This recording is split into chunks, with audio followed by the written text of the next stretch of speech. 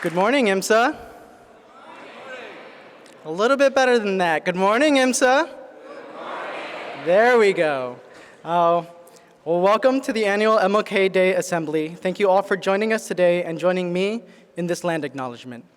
Dr. Martin Luther King Jr. was an advocate for the desegregation of Native American peoples, so it is more than fitting to acknowledge the traditionally Native American lands in which we stand during this assembly in his honor.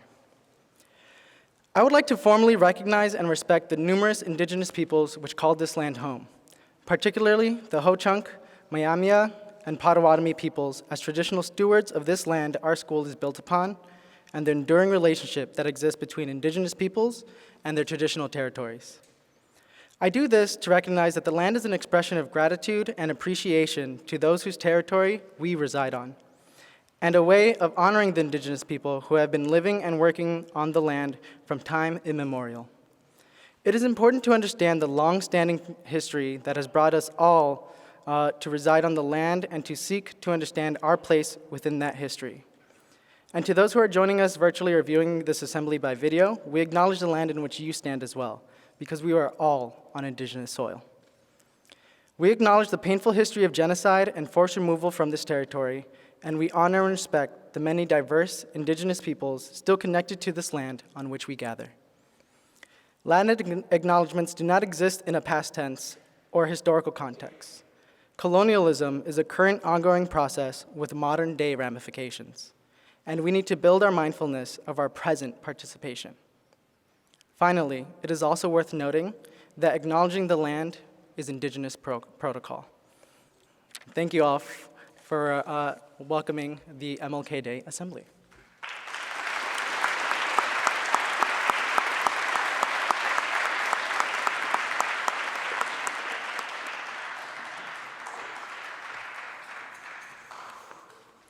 Good morning, everyone, and thank you for joining us to celebrate Dr. Martin Luther King Jr. It is wonderful to see this space today full of students, faculty, and staff. I would also like to acknowledge our honored guests who will be joining our panel today. Mr. Clayton Muhammad, City of Aurora, Chief Communications and Equity Officer.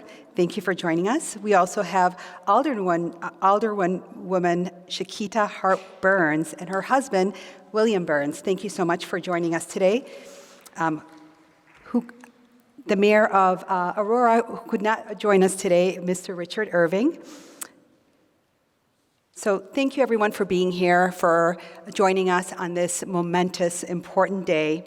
Our topic today is the real Martin, how the media made Dr. Martin Luther King Jr. the leader of the civil rights movement. Today, we will shine a light on social media platforms and how they can be used to tell our stories while also inspiring, influencing, and igniting change in others. At this time, I would like to invite Dr. Evan Glazer for opening remarks. Thank you.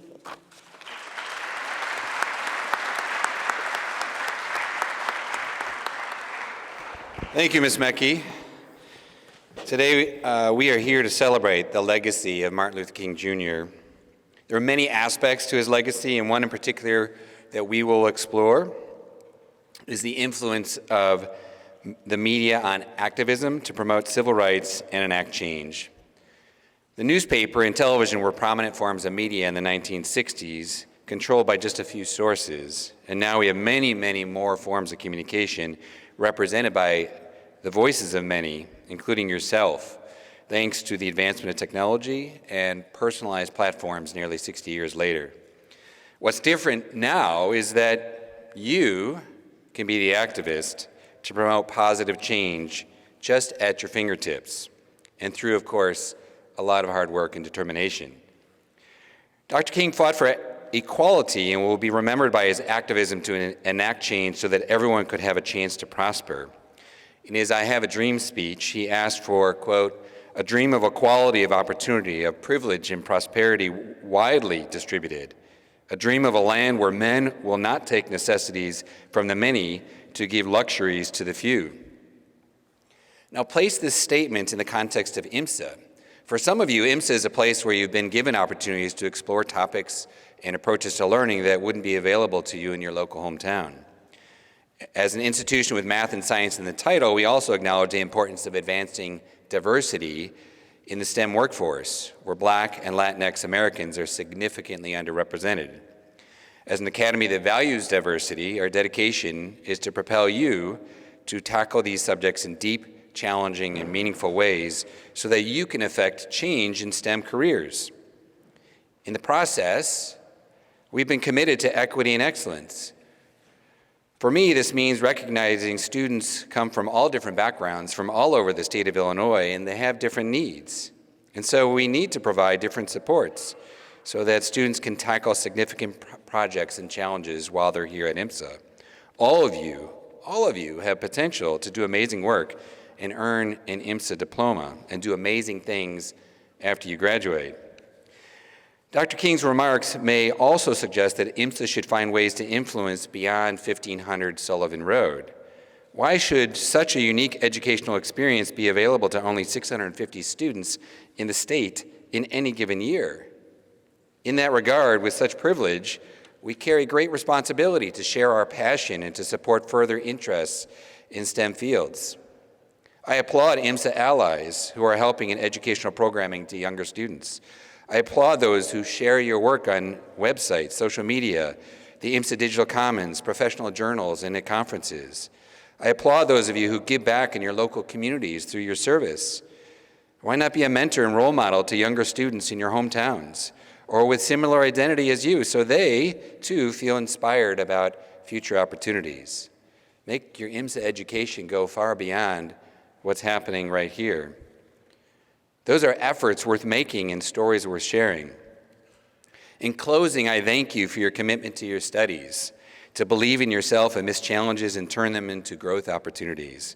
Also, I thank you for your commitment to service, to make IMSA more accessible through sharing your work, sharing your messages to enact positive change, and sharing your passion with others. Take your hard work and find ways to spread that influence through your action. Thank you.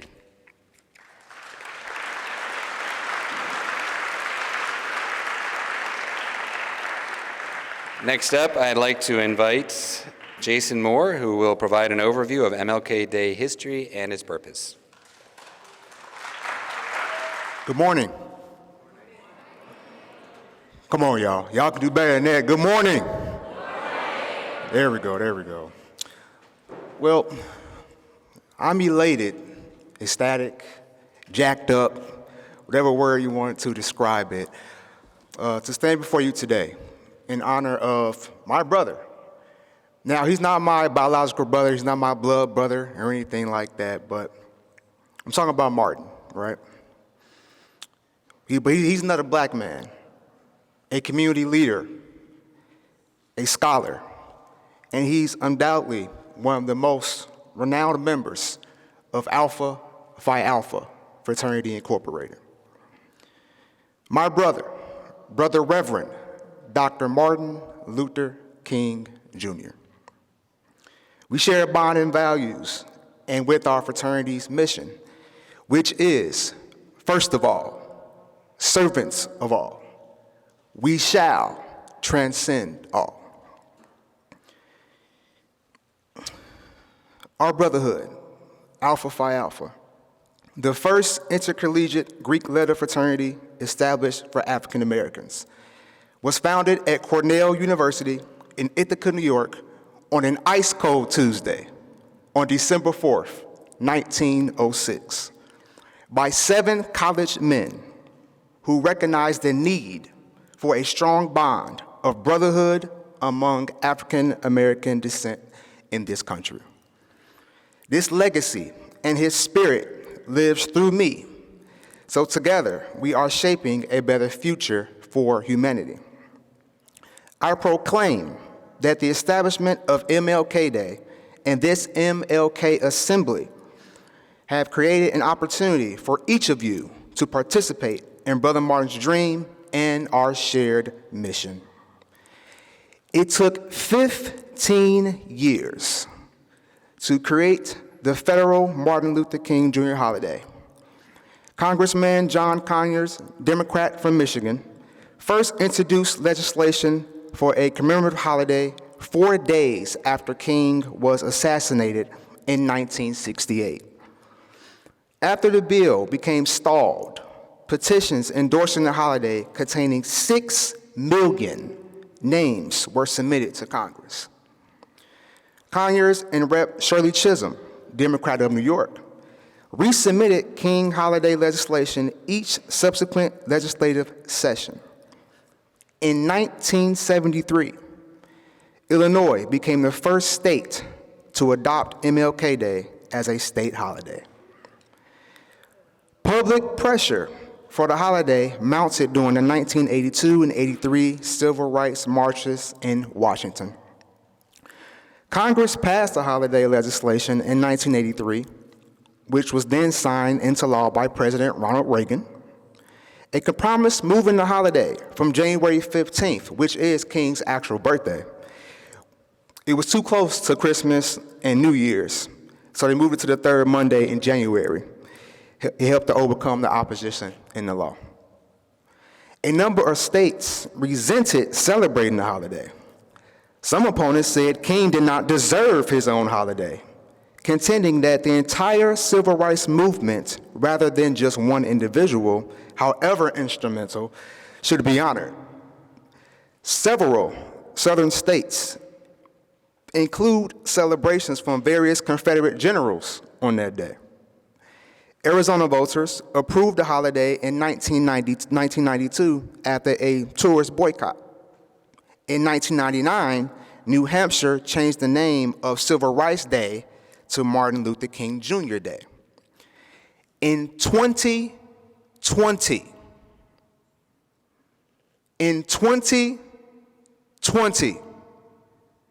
Utah became the last state to recognize MLK Day by name, renaming its Human Rights Day, its Human Rights State holiday.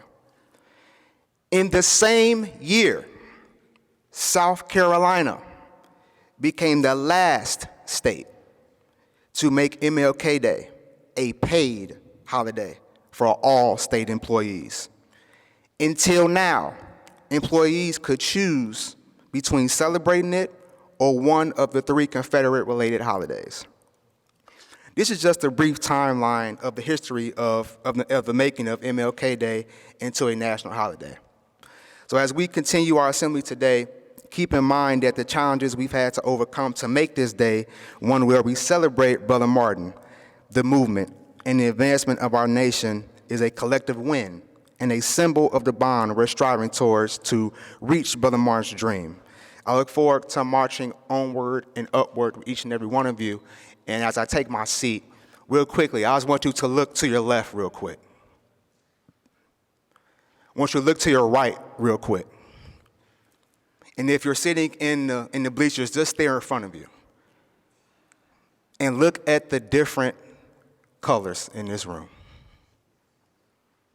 The different cultures in this room.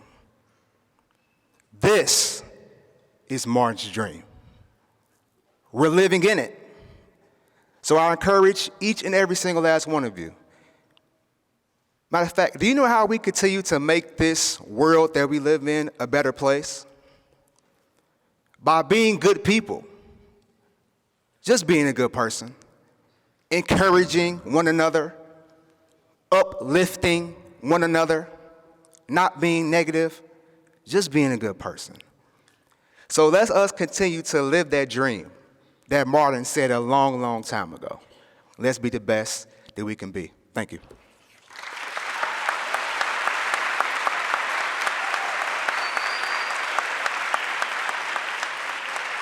Hello. An African proverb tells us that people who lack the knowledge of their past are like a tree without roots. Today we offer to you the greatest in respect to honor our ancestors and their guidance in your life, that you may fulfill all that has been promised to you. The ceremony of libation in African heritage has a significant impact on setting forth our understanding of hospitality, abundance, in fellowship and respect for family, living or dead, continuity, and contact. So,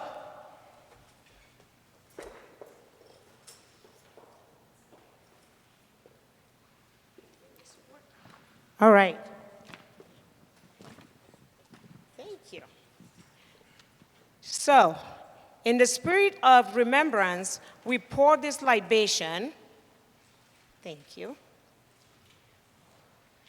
We pour to honor the past so that we may learn from it. We pour to honor the importance of family and friends. We use cool water as a symbol of the continuity of life, to purity and to nourish our souls. We pour to celebrate the memory of the departed. I would like for everyone to place your minds with those who could not be here today. Family, friends, and ancestors who have passed on or people who are ill or simply could not find their way here. Place your thoughts with the person or this person that you have in mind. And if you feel so moved, say their name aloud and follow each name with asante, which means thank you. So I'd like everyone to think about someone, and if you are so moved, please say their name. Asante. Asante. Asante. Asante. Asante. Asante. Asante.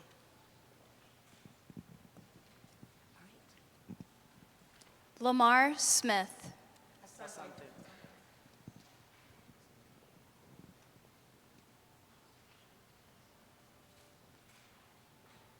Emmett Till. Asante.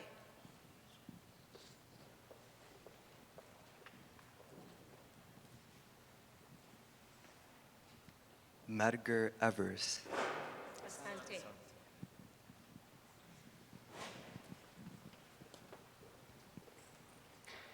Martin Luther King Jr. Asante.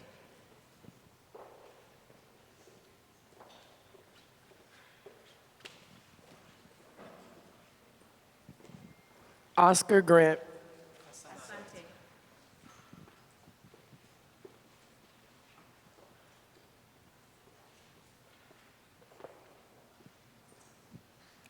Rakia Boyd. Asante.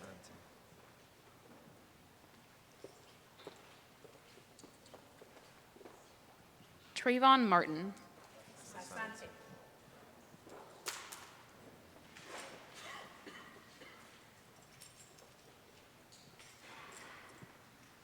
Michael Brown. Asante.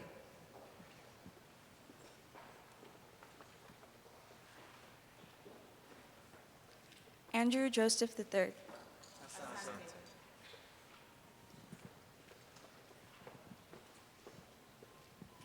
Megan Hockaday. Asante.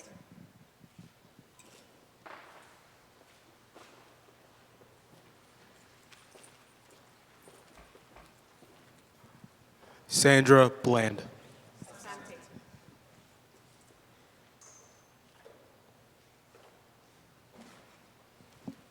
Heather Heyer. Asante.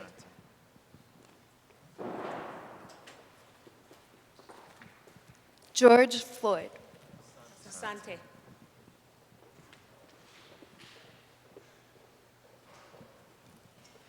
Breonna Taylor. Asante.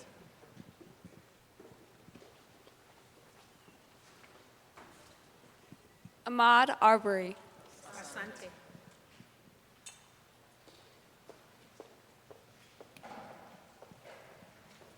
Keenan Anderson. Asante.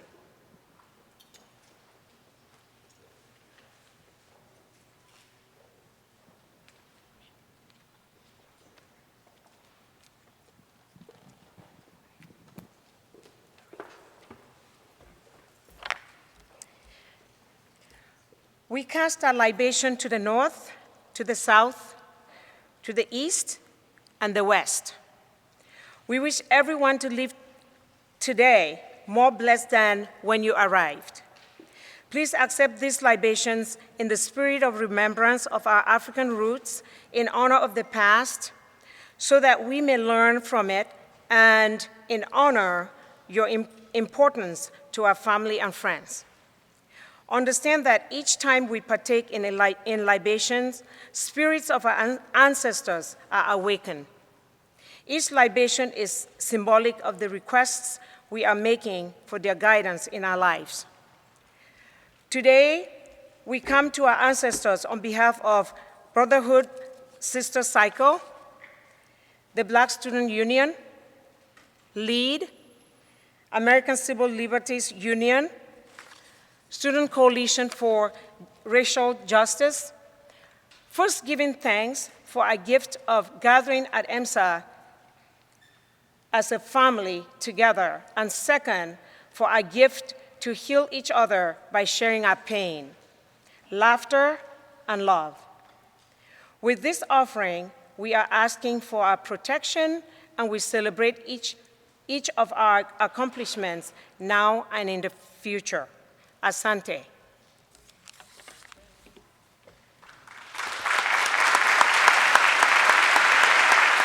Hello, everyone.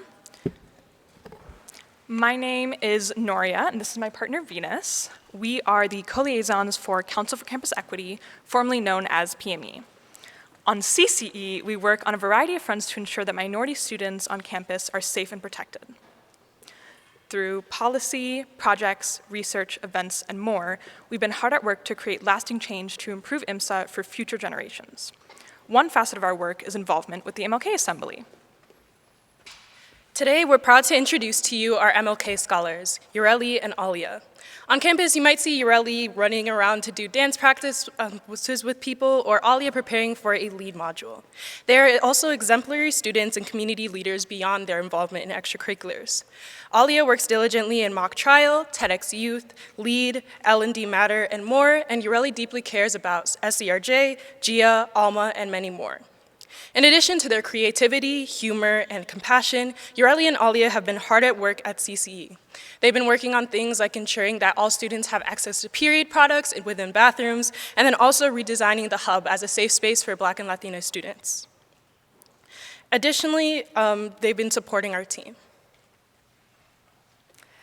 As this year's MLK scholars, they've primarily spent their time designing today's student-produced section of the assembly.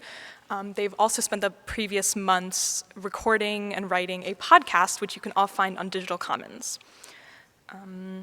Today, they will be talking about media during the Civil Rights Movement and how it's influenced perspectives both then and now, in collaboration with fellow students. We congratulate them on all the hard work they've put into this year's assembly, and welcome everyone to the stage.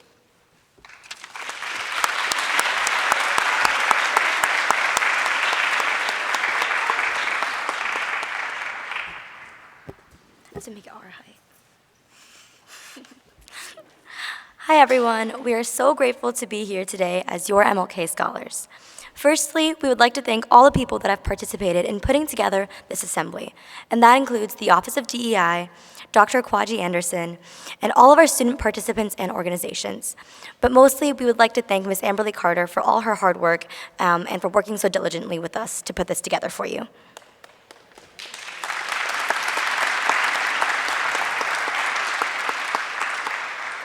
As our theme this year is The Real Martin, we hope to commemorate not only the impact Dr. Martin Luther King Jr. poured into the fabric of America, but also the reflections America has of him, especially through our media.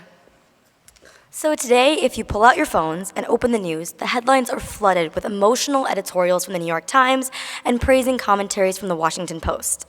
We see headlines like, Martin Luther King Day, 4 ways to honor his legacy. We see images of his march to Washington, but also we see images of his life as a person, with his family, with his wife. All of these things praise him as a person, as a complete human being. While the media we consume today may be different, we are still faced with many biases from the people who produce these headlines. That has partially remained similar to 50 years ago, after giving what was dubbed the Beyond Vietnam speech in 1967, critiquing the U.S.'s role in the Vietnam War, King was universally condemned. 168 newspapers denounced him in the days that followed. The Washington Post wrote that King had diminished his usefulness to his cause, his country, and his people. The New York Times, in a piece titled Dr. King's Error, harshly reminded King that his proper battlegrounds were in Chicago and Harlem and Watts. It was clear that the media wanted to viciously put him in his place for his perceived transgressions. One major component of every single one of these outlets was that they were owned and written by white people. From the New York Times to the Washington Post. In contrast to how white publishers were depicting MLK, Jet, a magazine founded by John H. Johnson here in Chicago, was primarily focused on influential black leaders, highlighting news in the black community and praising Dr. King. They named him a courageous minister and said he had become a symbol of divinely inspired hope. Instead of being a target for the white media, Dr. King was a strong black leader who had the faith of his community. So the discrepancy we see of the media in the past, which relied on which magazine you happen to pick up, can also be seen today. Oftentimes, many ideas and opinions get lost in translation through the oversaturation and contradictions of the media cycle. Above all, the work and advancement of the civil rights movement has always walked the delicate tightrope that is public opinion, an opinion that is constantly being melded in the palm of the media's slippery hands. Because the media is such a powerful tool and can not only change people's minds, but influence how their opinions and views develop, it is able to impact a majority, if not all, of our society. This is why controlling your narrative and using available platforms, whether it be magazines or social media, is so important to advancing social justice and political justice. So today, we want to share with you a version of a speech given by Dr. King, known as Our God is Marching On. He delivered this after the completion of the Selma to Montgomery March. We hope to demonstrate the immortality of MLK's words. You may notice that a few of our students over here translate some key lines into different languages. We hope to not take away from the message, but rather emphasize the global and cross-cultural reach of Dr. King's vision. The event referenced in the speech was dubbed Bloody Sunday by news outlets. The term reflects again the role of media in crafting every narrative of the movement and MLK that we consume. Individuals were able to share what was happening with the world while, most importantly, sharing their truths and their own narrative. Today, each and every one of us has the ability to do the same. We have all been afforded an immense privilege with the platforms that exist at our fingertips. And equally as important is highlighting Black activists and creators who are continuing the work of MLK and what he believed in, especially Black activists and creators. One of my personal favorites is Chris Facey, who is a photojournalist under the Instagram handle Cocoa Butter Shutter. He advocates for racial justice and so much more while centering his work on the Black community. So look to the past, but also to the present for inspiration. Look amongst yourselves. You are surrounded by a bright, empowered generation of minds that can and will transform the future. Don't let this moment slip through the cracks. Uplift one another and create everlasting bonds. Embolden yourselves with what matters most. And above all, own your truth. So we ask you, what's your narrative? To all of the freedom-loving people who have assembled here this afternoon from all over our nation and from all over the world, last Sunday, more than 8,000 of us started on a mighty walk from Selma, Alabama. We have walked through desolate valleys and across the trying hills. We have walked on meandering highways and rested our bodies on rocky byways. Some of our faces are burned from the outpouring of the sweltering sun. Some have literally slept in the mud. We have been drenched by the rains. Speak. 우리들의 몸은 지쳤고 발도 꽤 아픕니다.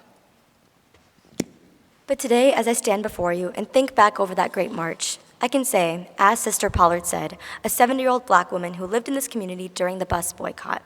And one day she was asked, while walking, if she didn't want to ride. And when she answered no, the person said, well, aren't you tired? And with her ungrammatical profundity, she said, رجلي تعبانات ولكن روحي مستريح. Yes, sir. All right. In a real sense, this afternoon, we can say that our feet are tired, Yes, sir. but our souls are rested. they told us we wouldn't get here, and that there were those who said that we would get here only over their dead bodies. Well, Well, yes, sir. Talk. But all the world today knows that we are here and we are standing before the forces of power in the state of Alabama saying, No vamos a dejar que nadie nos dé la vuelta. Yes, sir. Speak. Montgomery was the first city in the South in which the black community united and squarely faced their oppressors. Yes, sir. Well. Out of this struggle, more than busty segregation was won. A new idea, more powerful than guns or clubs, was born. Black people took it and carried it across the South in epic battles Yes, sir. that electrified the nation and the world. Well. the confrontation of good and evil compressed in the tiny community of Selma Speak. Speak. generated massive power Yes, sir. Yes, sir. to turn the whole nation to a new course. If it may be said of the slavery era that the white man took the world and gave the black Jesus, then it may be said of the Reconstruction era that the Southern aristocracy took the world and gave the poor white man Jim Crow. Yes, sir. He gave him Jim Crow. এবং যখন তার কুঁচকে যাওয়া পেট এমন খাবারের জন্য চিৎকার করে যা তার খালি পকেট সরবরাহ করতে পারে না, তখন সে জিমক্রো খায়। একটি মনস্তাত্ত্বিক পাখি যে তাকে বলেছিল যে সে যতই খারাপ হোক না কেন, অন্তত সে একজন সাদা মানুষ, কালোদের থেকে ভালো মানুষ। Right, sir. And he ate Jim Crow.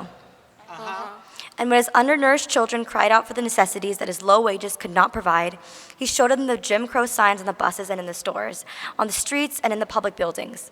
Yes, sir. 그리고 그들의 자녀들마저 미처 깨닫지 못하는 사이 그들의 마지막 보루인 짐크로우 법을 당연한 듯이 받아들이도록 배웠습니다. Yes, sir. Thus, the threat of the free exercise of the ballot by the black and the white masses alike resulted in the establishment of a segregated society. They segregated the black community from everything. Yes, sir. That's what happened when the black and white masses of the South threatened to unite and build a greater society. مجتمع العدالة أين لا أحد يدعو على ضعف الآخرين.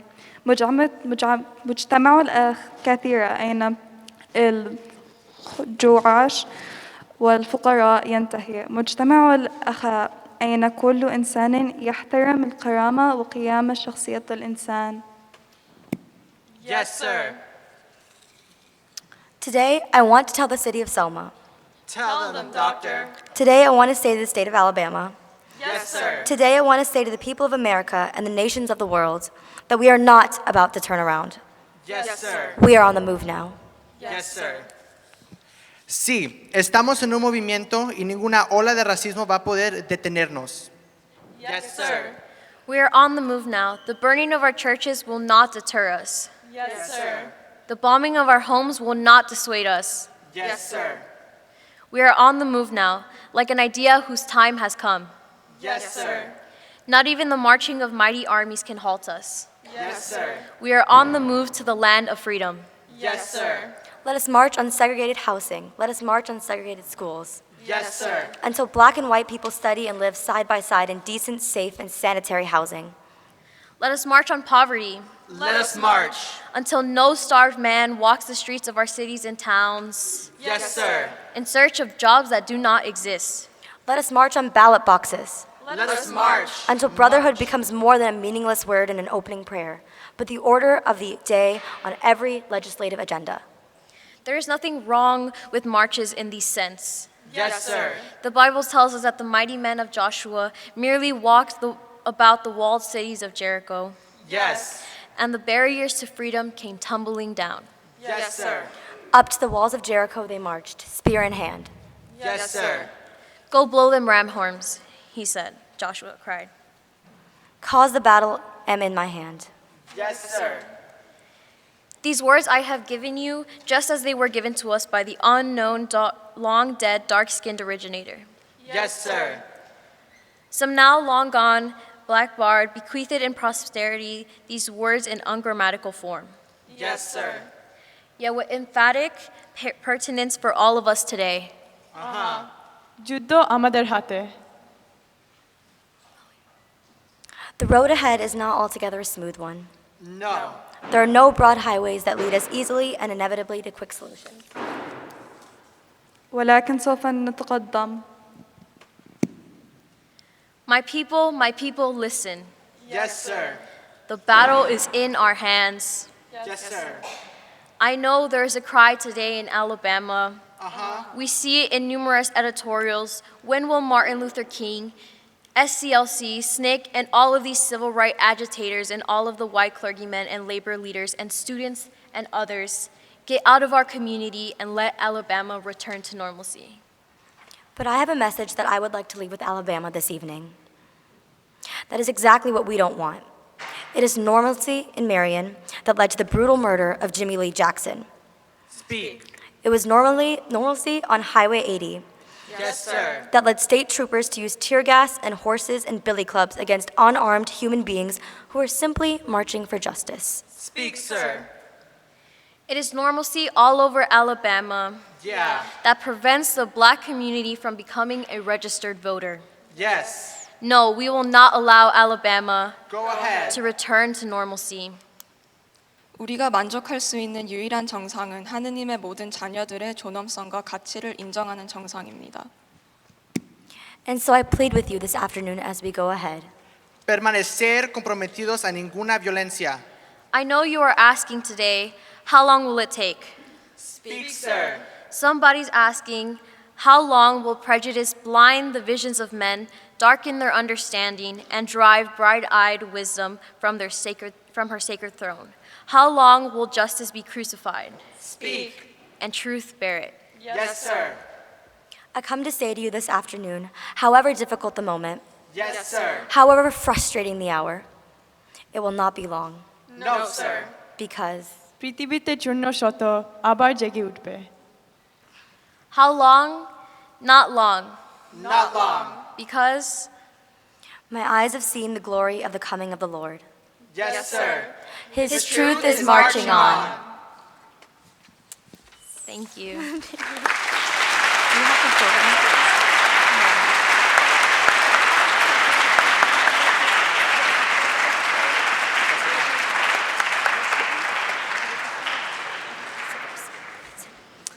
So thank you so much for listening to us. And now we would like to introduce our panel. It is moderated by Will Perkins, the Chief Mission and Impact Officer. We'd like to introduce the Mike Brown family, represented by Calvina D. Mays and Michael Brown Sr., who are the parents of Michael Brown Jr. from St. Louis, Missouri. We would also like to introduce the family of Andrew Joseph, who are represented by Deanna and Andrew Joseph Jr., who are the parents of Andrew Joseph III from Tampa, Florida. We also have the Oscar Grant family, represented by Beatrice and Cephas Johnson, the aunt and uncle of Oscar Grant from Oakland, California. We'd also like to present the Emmett Till family, represented by Ms. Amberly Carter, cousin of Emmett Till from Chicago, Illinois. And finally, we have Brandon Matthews, an alumni of the class of 2010. Thank you.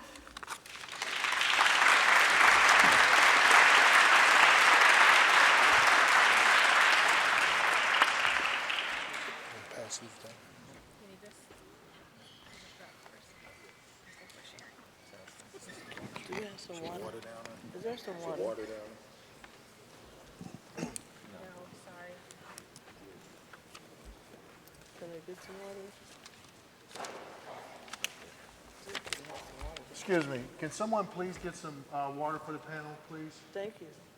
Thank you. We'll give the panel, each family an opportunity. We'll give you a couple minutes to tell your story and represent who you are. So we'll start on the end.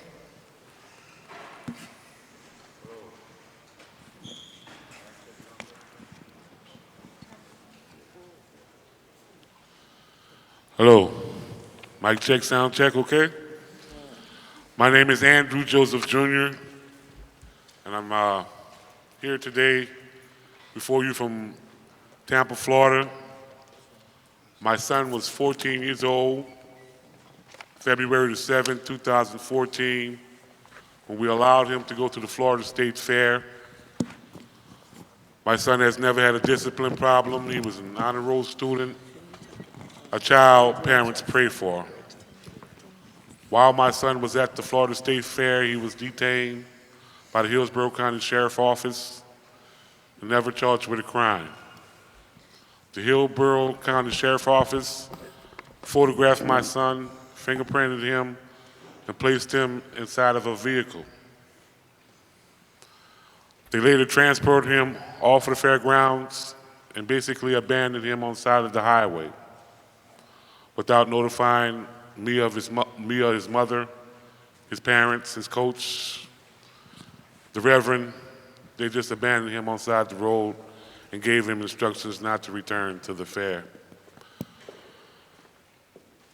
My son was hit on top of I-4 by one Jonathan Hatfield, a white male coming from the fair going to the casino. Jonathan Hatfield wasn't given a breath test. He wasn't given a ticket. He was allowed to leave the scene with my son's remain all over the front grill as if nothing had ever happened. It is the hardest feeling in the world to have to go to the graveyard to visit your child. It tears me up every time. It's an honor and a privilege to be here with you all today to encourage you to live your lives to the fullest, but it's all of our job to stop the biggest problem on this earth, which is racism. And all these old folks that's sitting in the front, that's sitting on stage, haven't had the ability to cure this wicked disease. So we're depending on you, Generation Z, who's biblically supposed to be the last generation that has to deal with this.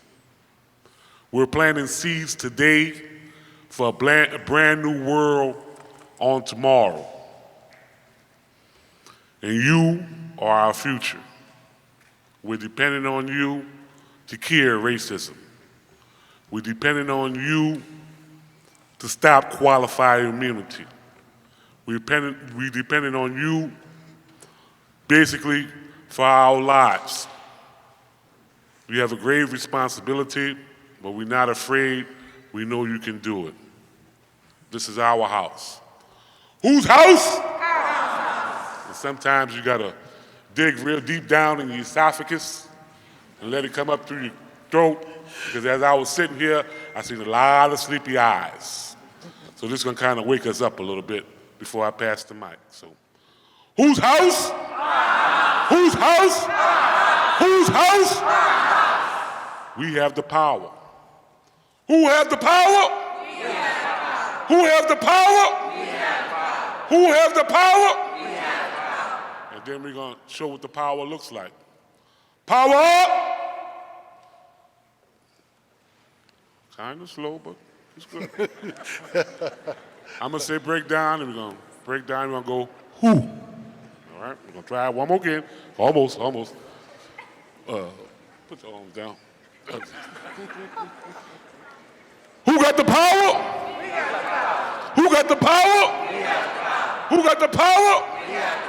Power up, break down. Power up, break down. Power up, 2 times, break down. All right, I think we got it. We're going to put it all together. Whose house? Whose house? Whose house? Who got the power? Who got the power? Who got the power? Power up, break down. Power up, break down. Power up, 2 times, break down. Yeah, boy.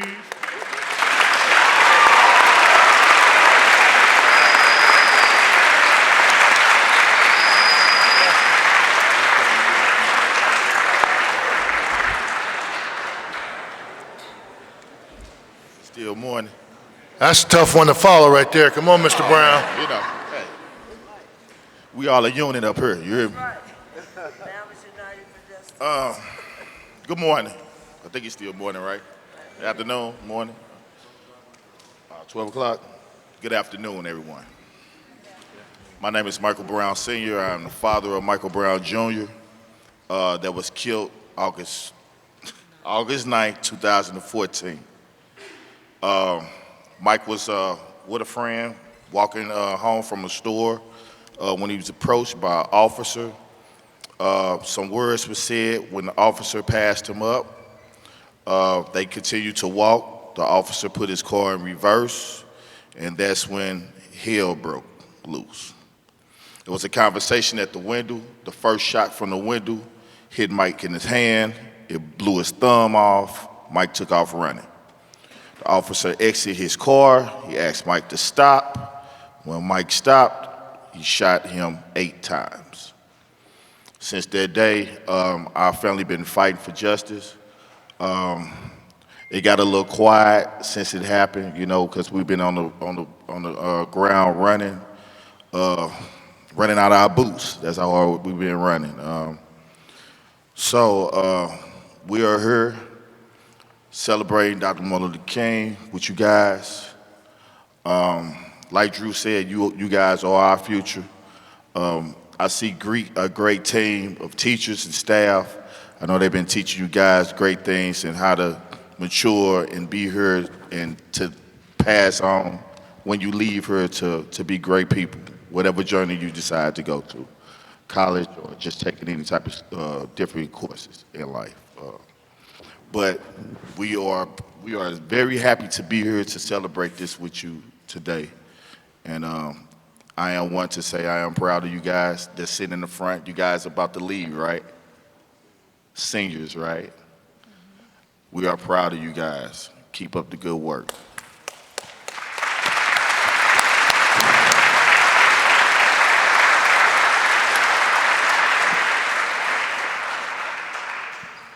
Salam alaikum, everyone. That simply means peace be unto you. I am affectionately known to the community as Uncle Bobby. I'm the uncle of Oscar Grant. Oscar Grant is a young man that was killed on January 1st, 2009 in Oakland, California at the Fruitvale BART station. And before I tell the story, how many of you actually seen the movie Fruitvale Station? Raise your hand. Okay, most of the students have not.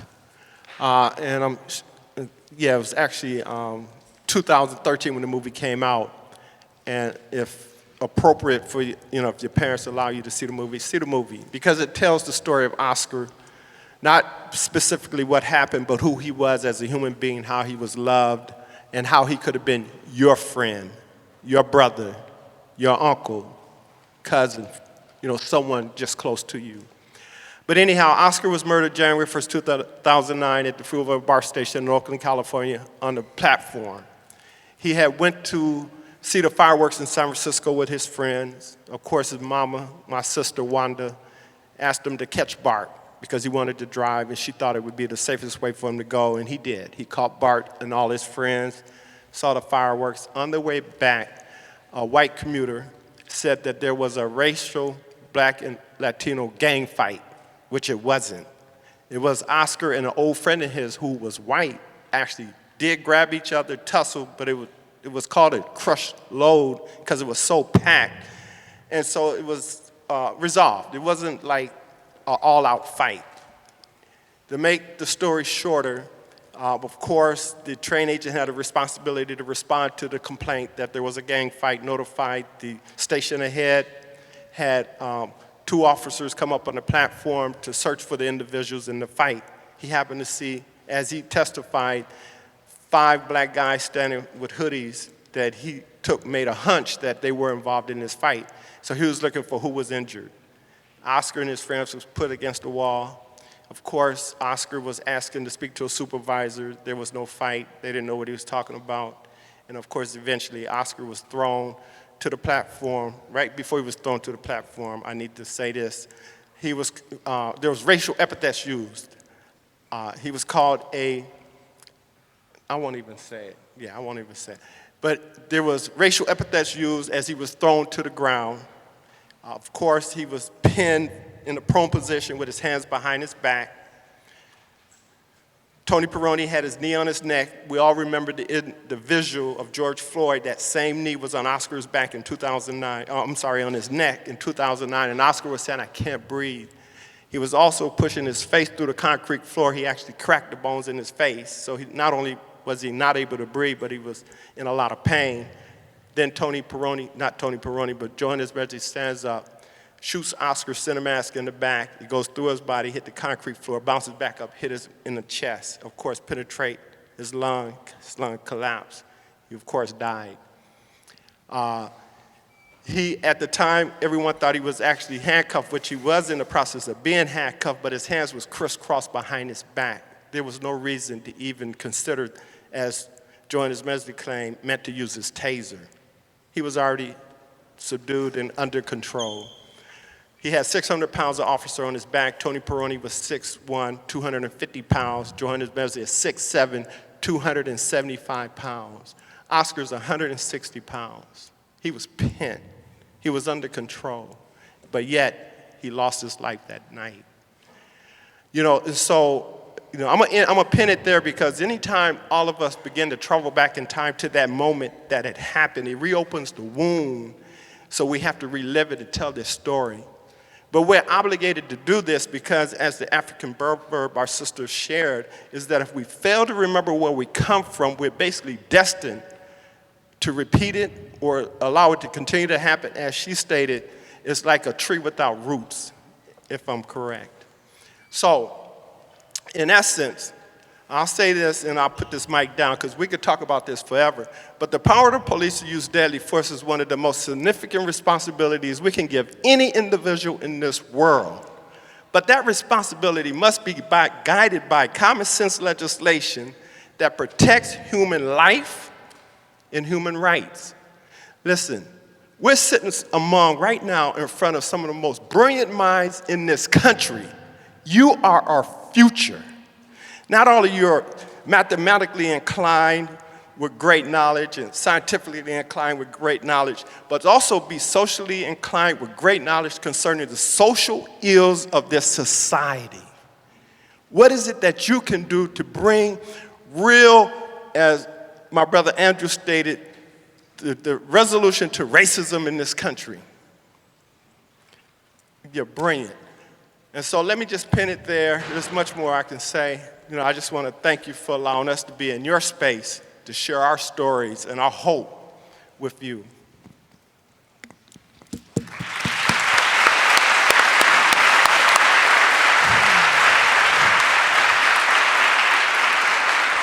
So my name is Sister Beatrice, also known as Aunt B, and I'm the aunt of Oscar Grant. I'm also the cousin of Gail P. Keaton, who was killed in 1973. We've been at this a long time.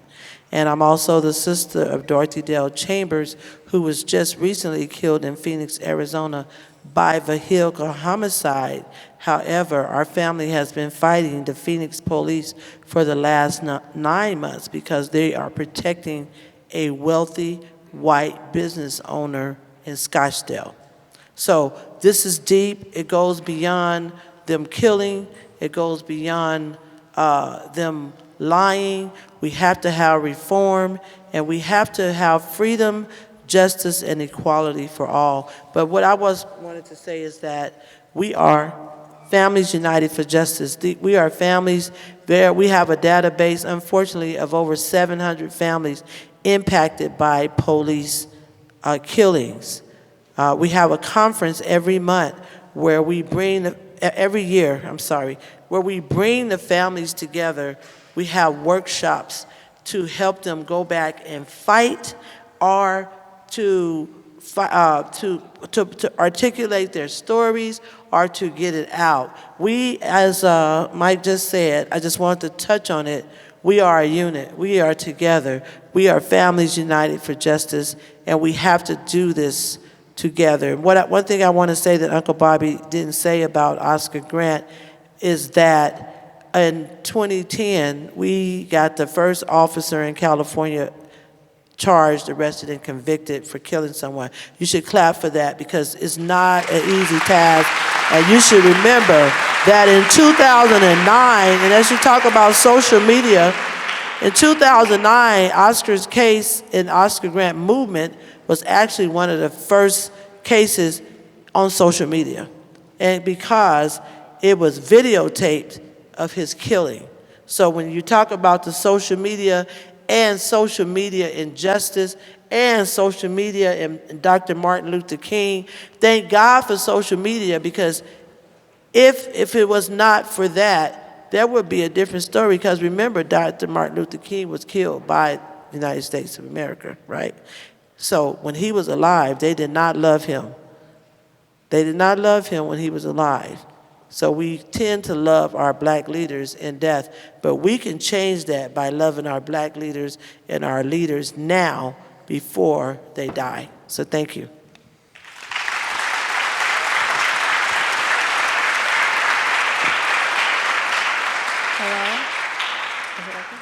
Hi, IMSA. My name is Amberly Carter. I am a cousin of Emmett Till. My grandfather and Emmett's mother, Mamie, were first cousins. And a lot of you may or may not know his story, but he was 14 years old, traveling from Chicago to Mississippi just to go on vacation and be with his cousins, whom he loved so dearly. And while he was there, they wanted to hang out. They went to a store, Bryant's store, and while he was there, he went into the store, and we suppose maybe he was trying to buy some bubble gum. But Emmett had a stutter from, when he was younger, he had polio, and he had a stutter, and we believe that maybe he was trying to whistle out his words, right? That's what the family chooses to believe. However, this woman says that he whistled at her, and it was a white woman, and so she came out of the store, and everyone ran after they heard Emmett give this wolf whistle, allegedly. And so then they kidnapped my cousin in the middle of the night, took him, and we didn't see him after that. My family did not see him. He did not return to us, and his body was found in the Tallahatchie River. And so his mother wanted everyone to see what hatred looked like, what racism looked like, and so she decided to have an open casket funeral. They had a funeral for 5 days, a viewing for 5 days of his body. They said you could smell his body blocks away, okay? And then they posted his picture of after he was brutalized and murdered on the cover of Jet magazine. And that is said to have been the spark of the civil rights movement. Now, I don't have a whole lot of time to share with you my story, and you have access to me whenever you all would like to talk about this story. So I would like to give more of our time and attention to the rest of our panelists that are here. And so we'll move on to Brandon, but thank you.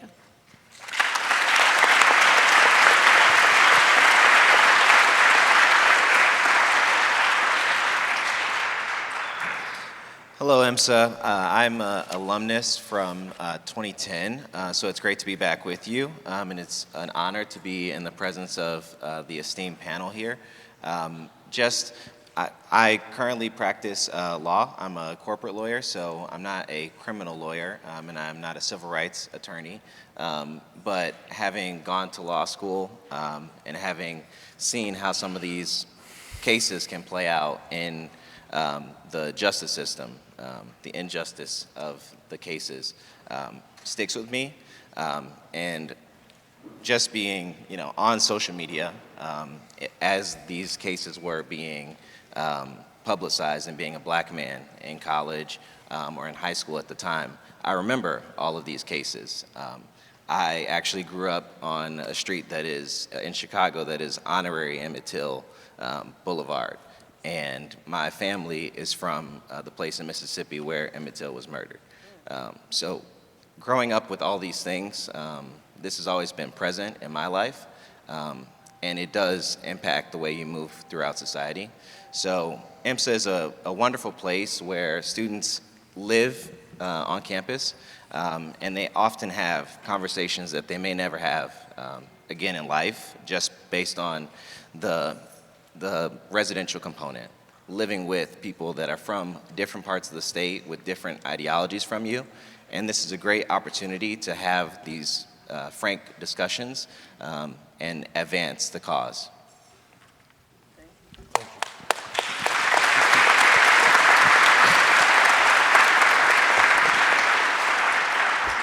This is the part of the show that I think I was set up. I can't follow this. I mean, I'm just Will, But anyway, we don't have a lot of time, but I do have enough time. I want to ask a few questions, and you guys with the mics, you can pass them back and forth to give your answers, please. The first question I have is actually, my questions will be for the whole panel, and if you don't want to answer or you want to pass it on, that's fine. Do you feel your work is for nothing, or is it having the effect that you wanted? And if so, what then inspires you to keep going?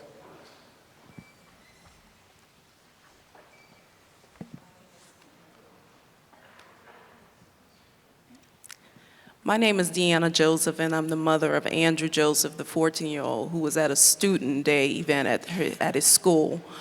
I would say the work has created purpose in my pain. I remember when my son was killed, I was in despair. I didn't know where I would go with the grief and loss of knowing that my only son at 14 years old had been stolen from our family.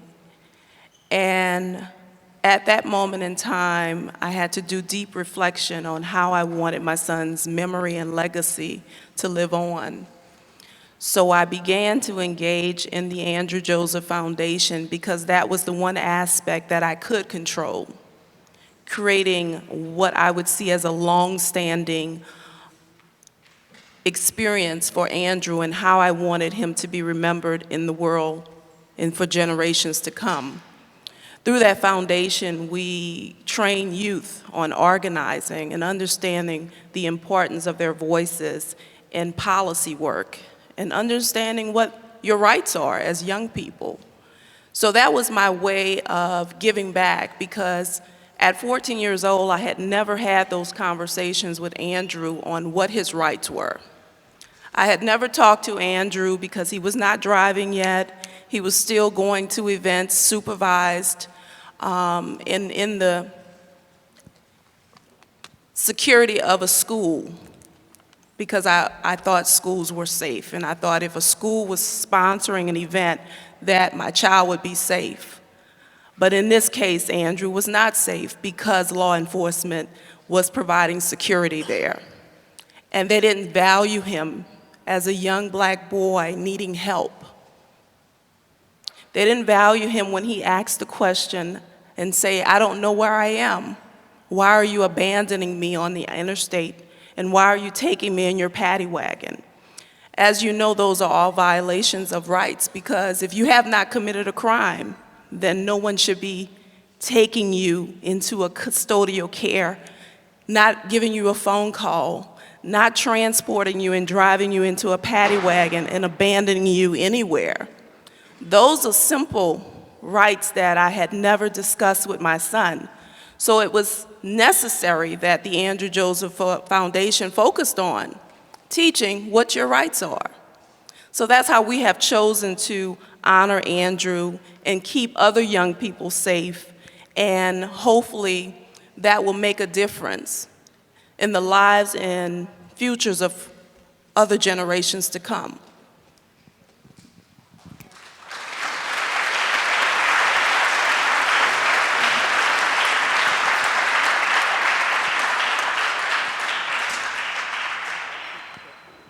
Would you like for me to repeat the question? Yes.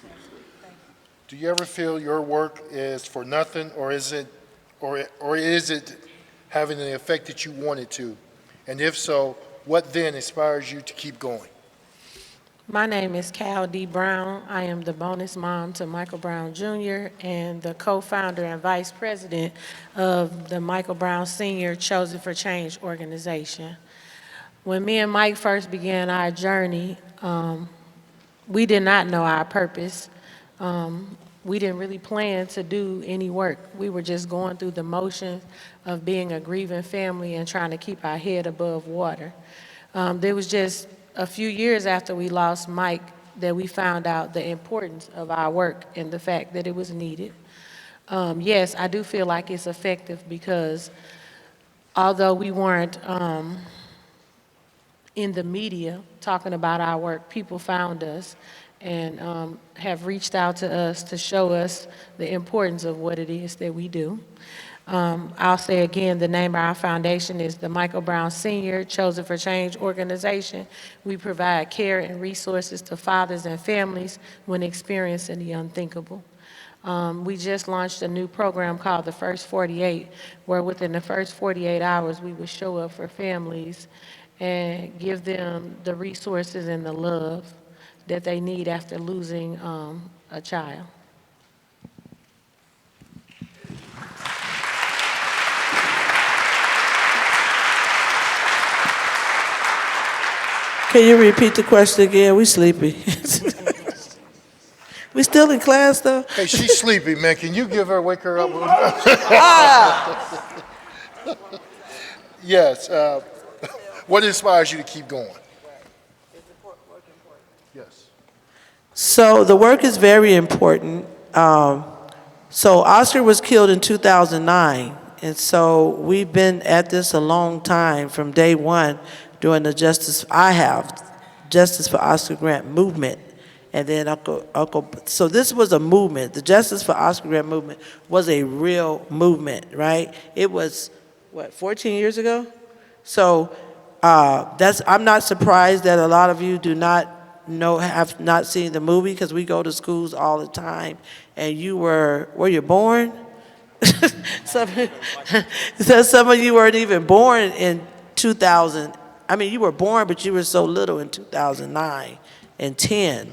But we started then, and we created the Oscar Grant Foundation, which we ran for 5 years, because Oscar's mother did not have a voice. This is trauma. This is so detrimental to families. You will not understand. I hope you never have to experience it.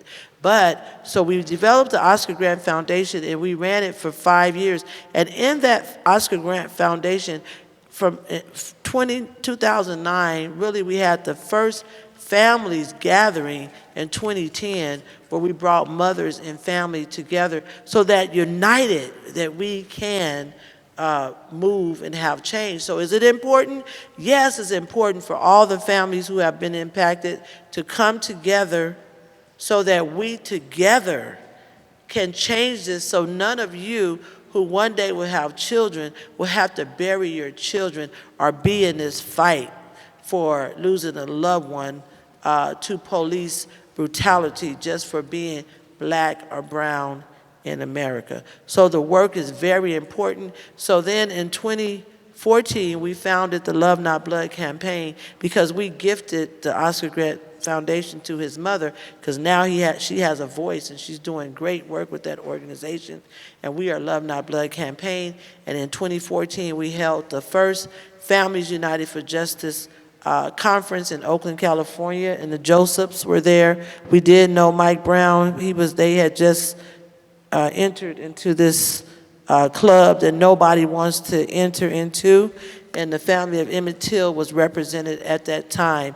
And from that point on, every year we have had families that our organization pay for their airfare, pay for their hotel for 3 days, and we take them, sit them in somewhere that is so beautiful so they don't have to worry about anything, because this is really detrimental. You don't want this life. So we are begging you all to please do whatever you can to stop this from going on in our society, so none of you will have to experience it. But the unity that comes from the families impacted, it is so powerful.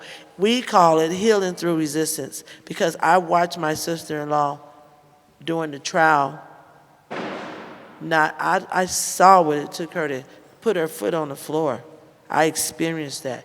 I saw that. And so I want to just touch on the human part of this, that this is detrimental to families. And so how important it is that we need all of you to make sure that you do everything you do, that we can stop and hold police accountable when they kill. They should be held accountable like every other citizen. There's no way that we should be watching people killed on video and then the officers get off. But we're going to need all you young people to stand up and say no to it and then do something about it. So the work is very important.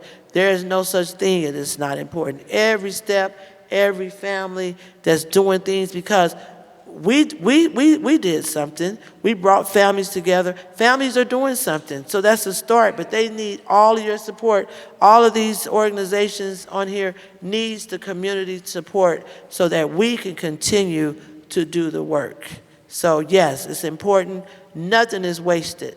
If you just tell one person about a situation and stand with that family, pick a family, choose an organization that you can support so that we can continue to do this work, so that we can make sure not another family has to experience that, and not you, because you don't want this.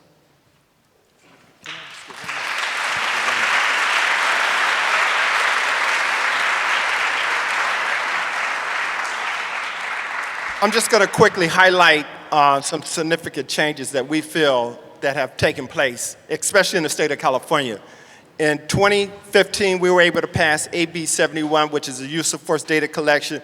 The Department of Justice collects the data now to show how many people are being killed in the state of California every year. And so we know right now 175 to 225 are being killed every single year in the state of California alone. That's not including the other states. So you can imagine what that number adds up to be. 2016, we passed the AB 953, which is the Racial Identification Profiling Act. Because if you know what happened to Dante Wright with an incident in the mirror, pulled over and he eventually killed, we wanted to know what is the chances of a person surviving a simple police stop. I got a bad tail light, I'm pulled over. Will he be able to go home and tell his mother the light is out, or will he die right there on the scene? And sadly, the percent of those that are dying on the scene is just outrageous. So the Racial Identification Profiling Act helped get the demographics of how many people of color are being stopped and why they're being stopped and the results of that stop. That data is critical. 2018, 1421, the right to know, because we know that not every officer is bad. But those that are being hired that have a tendency to abuse has to be checked before they kill. Johannes Mersley had 8 incidents before he murdered Oscar Grant. So if we can identify those bad officers in our community ahead of time and then take action to make sure that they are reprimanded or a gun is taken out of their hand, we have a better chance of making sure that no other person can be killed by that police officer, especially if he's already killed previously. And this is true. Those that actually kill have a tendency to kill again, again, and again. There's officers that have never, ever pulled their weapon out. 25 and 35 years on the force, and then there's officers who's only been on the force and have killed 5 people in 5 years. That's a reality. I'm sorry. Let me just hit these other 2 laws really quick. AB 392, which is the use of force legislation we passed in the state of California, which is one of the most restrictive, taking the reasonable standard from the wording to necessary standard. So now if you're going to use force, it has to be necessary, and there's a continuum that has to be applied before you actually pull your weapon out and you kill this individual. So and then this recently SB 2, which is the decertification legislation, because we found that there's officers that kill in New York, transfer to California, get hired in Oakland, kill again, leave Oakland, go to LA, kill again, and then come to Chicago. We have to stop this tendency to be abusive in New York, to come to Chicago, to be abusive in Chicago, and then come to Oakland. This is happening right now. So these legislations are critical in reforming this devastation that we see and witnessing every day. And that's why this work is so critical. And yes, we feel that what we've been doing, though, has been, like Deanna said, turning our pain into purpose. It's been chipping away at an egregious act that we've been witnessing, but not enough. But we got work to do, and that's where all these brilliant minds come in, because you have the ability to create technology that can help us enhance and bring about real systemic change.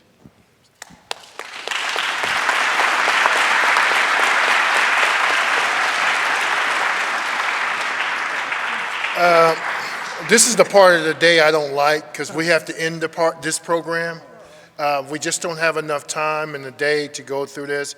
I want to start off by saying thank you guys for coming, giving us your everything, because this is more than just one day's talk. I would love to see us have a day-long dialogue where we can talk about some of the things that you guys are doing and not sitting like this, because I think this sits and says, we're going to tell you our story. I think if we could set it up differently where we're sitting around talking to each other, where we can all engage. And engagement is different than telling the story. This is home for me because I was part of Mike Brown in 2014 because I was at St. Louis University. They had an encampment there, and so part of that came out of the university developing 13 things that they would do to honor Mike Some of those things we done, and some of them they were still working on. So this is the tough part for me to end the day. So can you guys help me and give them a round of applause?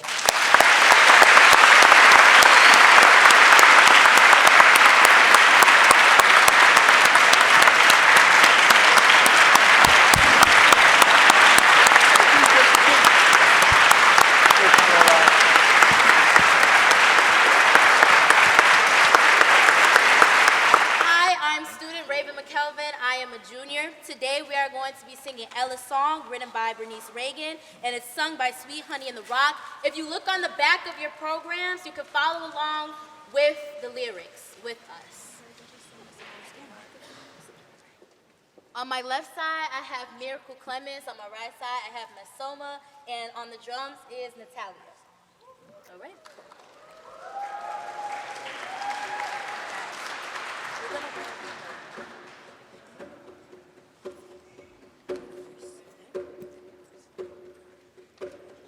We who believe in freedom cannot rest.